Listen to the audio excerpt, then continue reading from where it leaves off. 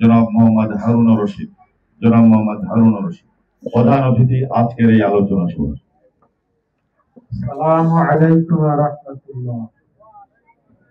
আজকের এই আল ফালাহ কংগ্রেস মসজিদ উদ্বোধন অনুষ্ঠানের সম্মানিত সভাপতি, এখানে উপস্থিত আছেন আমাদের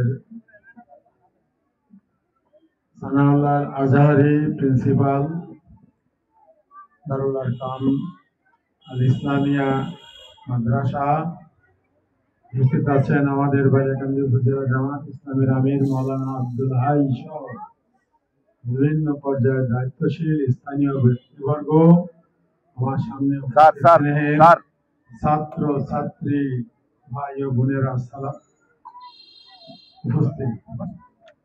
আমাদের আজকের এখন প্রায় শেষ প্রান্তে, আর কয়েক মিনিট পরে আজান হবে।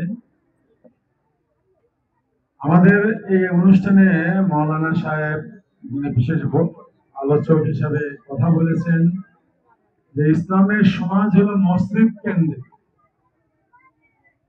আজকে আপনি এই মসজিদে যে এই কথাটা বলতে যান, আপনাকে বলতে দিবে না। কেন দিবে না? আমাদের অজ্ঞানতা, আমাদের না জানা, এসব কারণই হলো মেইন।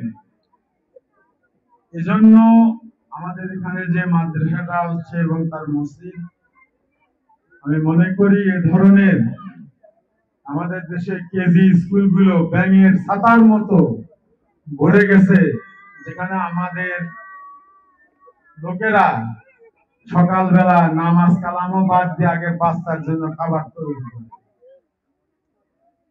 অর্থাৎ দুনিয়া পাওয়ার জন্য